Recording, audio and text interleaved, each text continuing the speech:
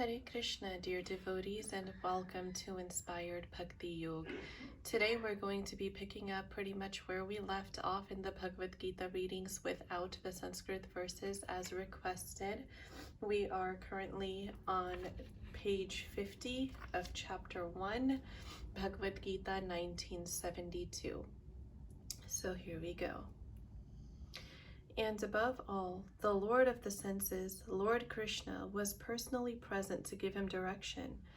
Thus, all good counsel was available to Arjuna in the matter of executing the battle. In such auspicious conditions, arranged by the Lord for his eternal devotee, lay these signs of assured victory. Arjuna said, "O infallible one, please draw my chariot between the two armies, so that I may see who is present here, who is desirous of fighting, and with whom I must contend in this great battle attempt." Although Lord Krishna is the Supreme Personality of Godhead, out of his causeless mercy he was engaged in the service of his friend. He never fails in his affection for his devotees, and thus he is addressed herein as infallible. As charioteer, he had to carry out the orders of Arjuna, and since he did not hesitate to do so, he is addressed as infallible. Although he had accepted the position of a charioteer for his devotee, his supreme position was not challenged. In all circumstances, he is the Supreme Personality of Godhead, Rishikesh, the Lord of the total senses. The relationship between the Lord and his servitor is very sweet and transcendental. The servitor is always ready to render a service to the Lord, and similarly, the Lord is always seeking an opportunity to render some service to the devotee. He takes greater pleasure in his devotees assuming the advantageous position of ordering him than he does in being the giver of orders. As master, everyone is under his orders, and no one is above him to order him. But when he finds that a pure devotee is ordering him, he obtains transcendental pleasure, although he is the infallible master of all circumstances. As a pure devotee of the Lord, Arjuna had no desire to fight with his cousins and brothers, but he was forced to come onto the battlefield by the obstinacy of Duryodhana, who was never agreeable to any peaceful negotiation. Therefore, he was very anxious to see who the leading persons present on the battlefield were. Although there was no question of a peacemaking endeavor on the battlefield, he wanted to see them again and to see how much they were bent upon demanding an unwanted war. Text 23. Let me see those who have come here to fight, wishing to please the evil-minded son of Dhritarashtra. Purport. It was an open secret that Duryodhana wanted to usurp the kingdom of the Pandavas by evil plans in collaboration with his father Dhritarashtra. Therefore, all persons who had joined the side of Duryodhana must have been birds of the same feather. Arjuna wanted to see them in the battlefield before the fight was begun just to learn who they were, but he had no intention of proposing peace negotiations with them. It was also a fact that he wanted to see them to make an estimate of the strength which he had to face, although he was quite confident of victory because Krishna was sitting by his side. Sanjay said, "O descendant of Bharat," being thus addressed by Arjuna, Lord Krishna drew up the fine chariot in the midst of the armies of both parties. In this verse, Arjuna is referred to as Gudakesha. Gudaka means sleep, and one who conquers sleep is called Gudakesha. Sleep also means ignorance. So Arjuna conquered both sleep and ignorance because of his friendship with Krishna. As a great devotee of Krishna, he could not forget Krishna even for a moment, because that is the nature of a devotee. Either in waking or in sleep, a devotee of the Lord can never be free from thinking of Krishna's name, form, quality, and pastimes. Thus, a devotee of Krishna can conquer both sleep and ignorance simply by thinking of Krishna constantly. This is called Krishna consciousness or samadhi.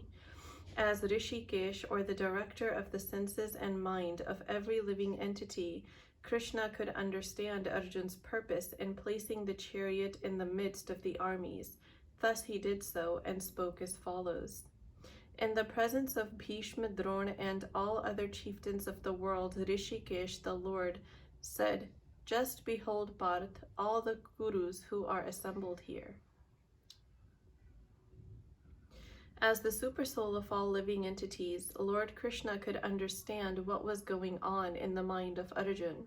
The use of the word Rishikesh in this connection indicates that he knew everything, and the word Partha, or the son of Kunti, or Pritha, is also similarly significant in reference to Arjuna.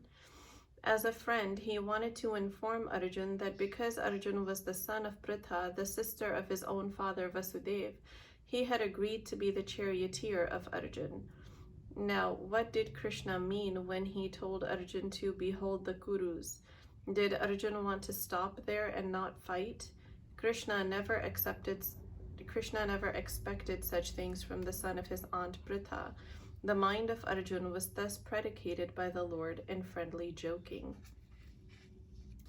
There, Arjuna could see within the midst of the armies of both parties, his fathers, grandfathers, teachers, maternal uncles, brothers, sons, grandsons, friends, and also his father-in-law and well-wishers, all present there.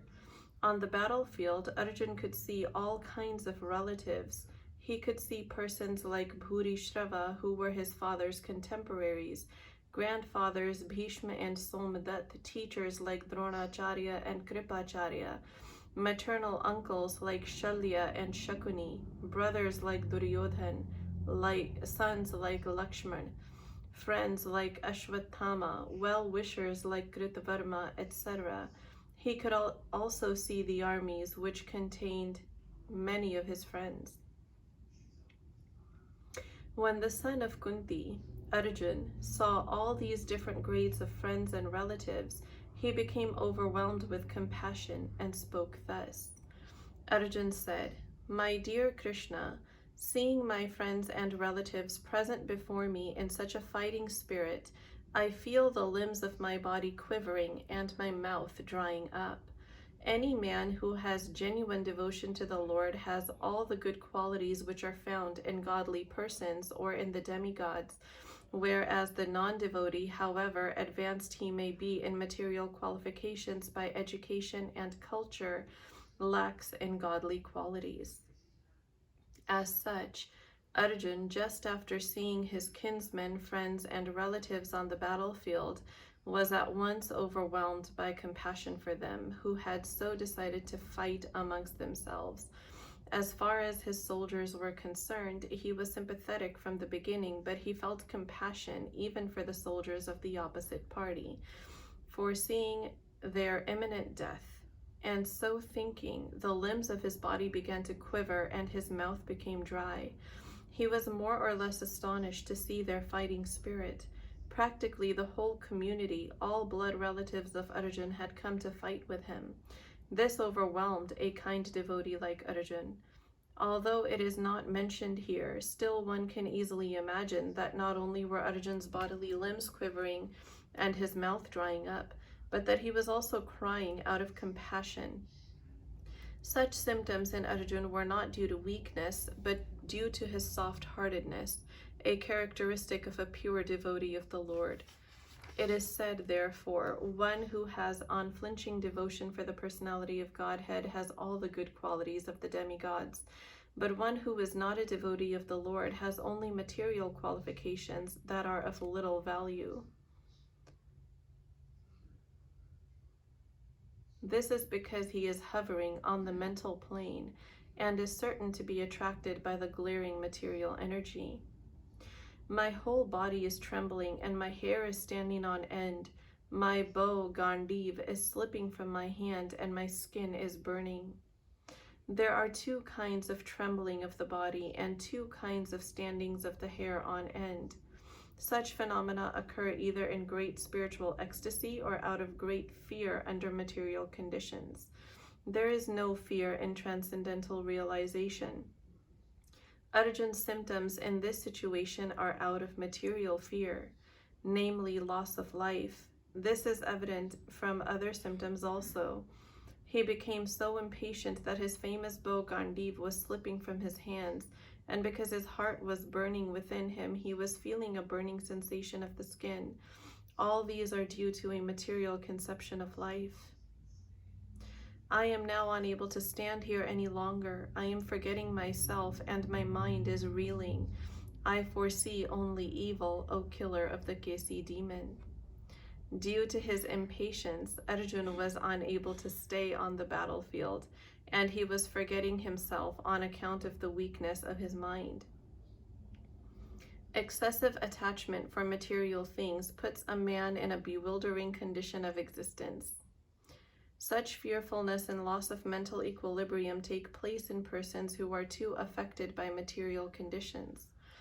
Arjuna envisioned only unhappiness in the battlefield. He would not be happy even by gaining victory over the foe. The word nimitta is significant. When a man sees only frustration in his expectation, he thinks, "Why am I here?" Everyone is interested in himself and his own welfare. No one is interested in the Supreme Self. Arjuna is supposed to show disregard for self-interest by submission to the will of Krishna, who is everyone's real self-interest. The conditioned soul forgets this and therefore suffers material pains. Arjuna thought that his victory in the battle would only be a cause of lamentation for him. I do not see how any good can come from killing my own kinsmen in this battle, nor can I, my dear Krishna, desire any subsequent victory, kingdom, or happiness. Without knowing that one's self-interest is in Vishnu or Krishna, conditioned souls are attracted by bodily relationships, hoping to be happy in such situations. Under delusion, they forget that Krishna is also the cause of material happiness. Arjuna appears to have forgotten the moral codes for a Kshatri. It is said that two kinds of men, namely the Kshatri who dies directly in front of the battlefield under Krishna's personal orders, and the person in the renounced order of life who is absolutely devoted to spiritual culture, are eligible to enter into the sun globe, which is so powerful and dazzling. Arjuna is reluctant even to kill his enemies, let alone his relatives. He thought that by killing his kinsmen there would be no happiness in his life, and therefore he was not willing to fight, just as a person who does not feel hunger is not inclined to cook. He has now decided to go into the forest and live a secluded life in frustration. But as a Kshatriya, he requires a kingdom for his subsistence, because the Kshatriyas cannot engage themselves in any other occupation.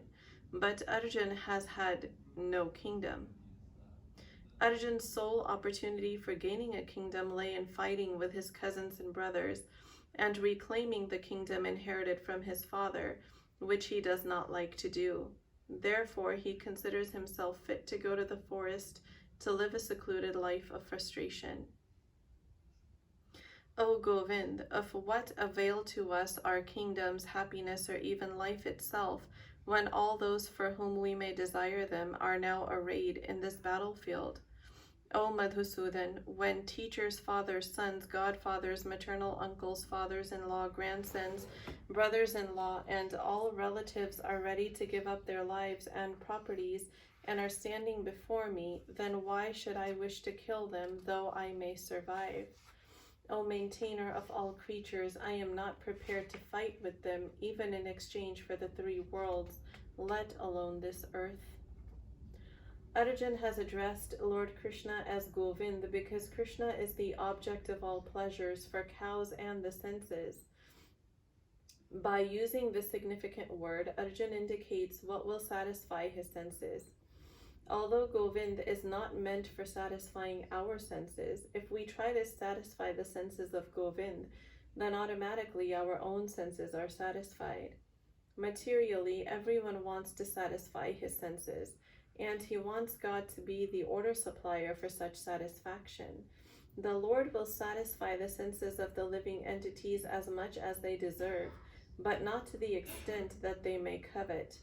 But when one takes the opposite away, namely when one tries to satisfy the senses of Govind without desiring to satisfy one's own senses, then by the grace of Govind, all desires of the living entity are satisfied.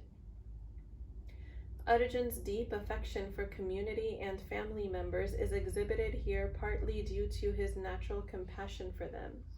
He is therefore not prepared to fight. Everyone wants to show his opulence to friends and relatives, but Arjun fears that all his relatives and friends will be killed in the battlefield, and he will be unable to share his opulence after victory. This is a typical calculation of material life.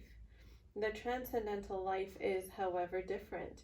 Since a devotee wants to satisfy the desires of the Lord, he can, Lord willing, accept all kinds of opulence for the service of the Lord.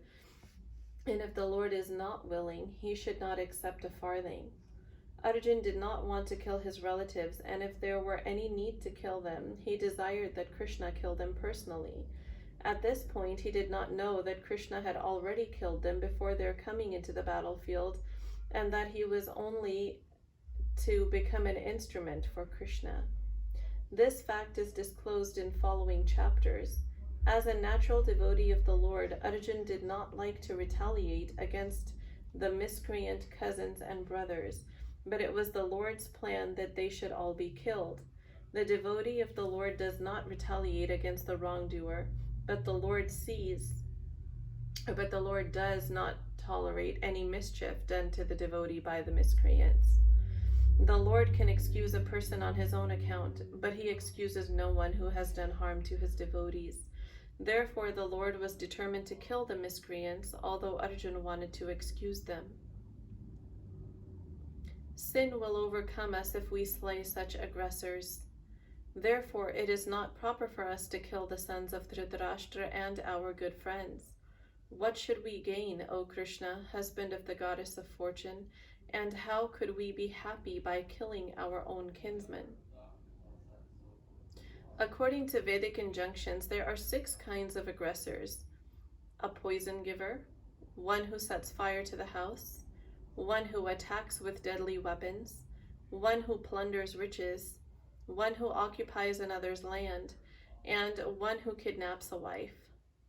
Such aggressors are at once to be killed, and no sin is incurred by killing such aggressors.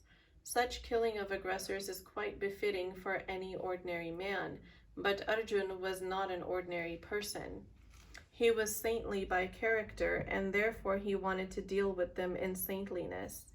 This kind of saintliness, however, is not for a Kshatriya.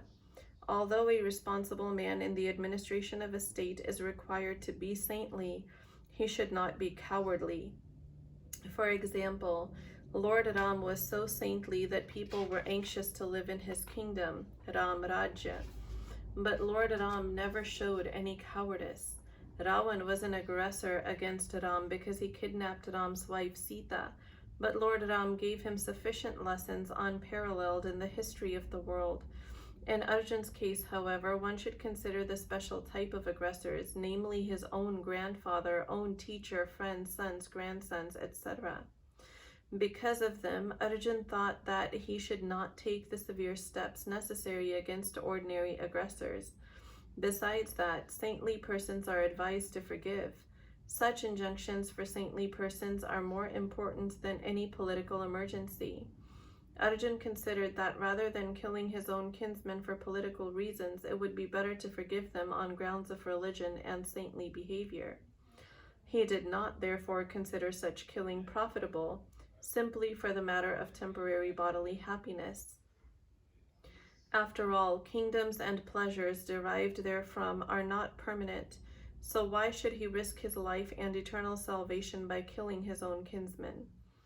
Arjun's addressing of Krishna as Madhav, or the husband of the goddess of fortune, is also significant in this connection. He wanted to point out to Krishna that as the husband of the goddess of fortune, he should not have to induce Arjun to take up a matter which would ultimately bring about misfortune. Krishna, however, never brings misfortune to anyone, to say nothing of his devotees. O Janardhan, although these men, overtaken by greed, see no fault in killing one's family or quarreling with friends, why should we, with knowledge of the sin, engage in these acts? A Kshatriya is not supposed to refuse a battle or gamble when he is so invited by some rival party. Under such obligation, Arjun could not refuse to fight because he was challenged by the party of Duryodhan. In this connection, Arjun considered that the other party might be blind to the effects of such a challenge. Arjun, however, could see the evil consequences and could not accept the challenge. Obligation is actually blinding when the effect is good, but when the effect is otherwise, then no one can be bound. Considering all these pros and cons, Arjun decided not to fight. With the destruction of dynasty and eternal family tradition is vanquished. With the destruction of dynasty, the eternal family tradition is vanquished, and thus the rest of the family becomes involved in irreligious practice. In the system of the Varnashram institution, there are many principles of religious traditions to help members of the family grow properly and attain spiritual values. The elder members are responsible for such purifying processes in the family, beginning from birth to death. But on the death of the elder members, such family traditions of purification may stop, and the remaining younger family members may develop irreligious habits and thereby lose their chance for spiritual salvation. Therefore, for no purpose should the elder members of the family be slain. When irreligion is prominent in the family, O Krishna, the women of the family become corrupt, and from the degradation of womanhood, O descendant of Vrishni, comes unwanted progeny. Good population in human society is the basic principle for peace, prosperity, and spiritual progress in life. The Varnashram religion's principles were so designed that the good population would prevail in society for the general spiritual progress of state and community. Such population depends on the chastity and faithfulness of its womanhood. As children are very prone to be misled, women are similarly very prone to degradation. Therefore, both children and women require protection by the elder members of the family.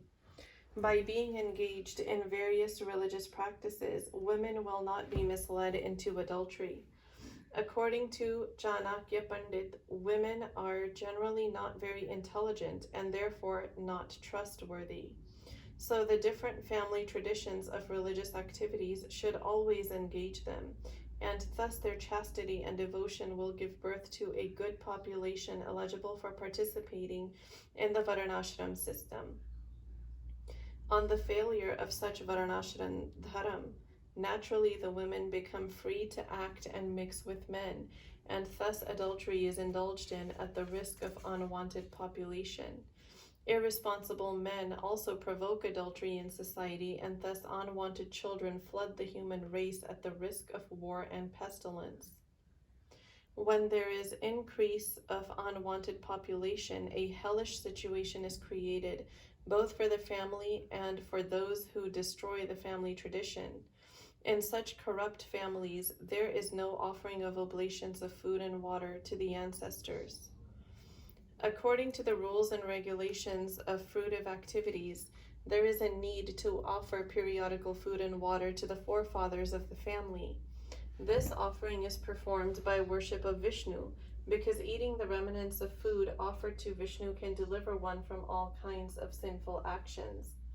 Sometimes the forefathers may be suffering from various types of sinful reactions, and sometimes some of them cannot even acquire a gross material body, and are forced to remain in subtle bodies as ghosts. Thus, when remnants of prasadam, food, are offered to forefathers by descendants, the forefathers are released from ghostly or other kinds of miserable life.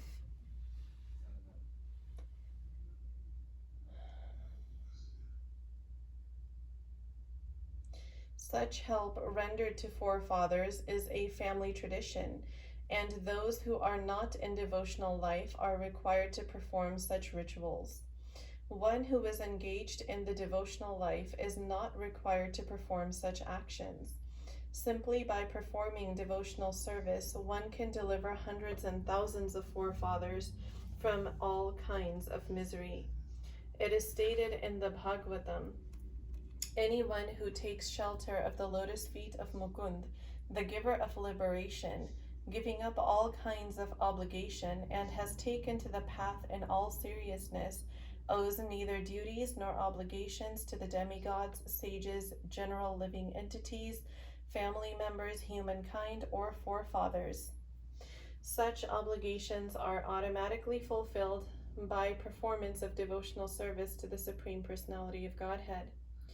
Due to the evil deeds of the destroyers of family tradition, all kinds of community projects and family welfare activities are devastated. The four orders of human society, combined with family welfare activities as they are set forth by the institution of the Sanatan Dharam or Varnashram Dharam, are designed to enable the human being to attain his ultimate salvation. Therefore, the breaking of the Sanatan Dharam tradition by irresponsible leaders of society brings about chaos in that society, and consequently people forget the aim of life, Vishnu. Such leaders are called blind, and persons who follow such leaders are sure to be led into chaos. O Krishna, maintainer of the people, I have heard by disciplic succession that those who destroy family traditions dwell always in hell. Arjun bases his argument not on his own personal experience, but on what he has heard from the authorities. That is the way of receiving real knowledge.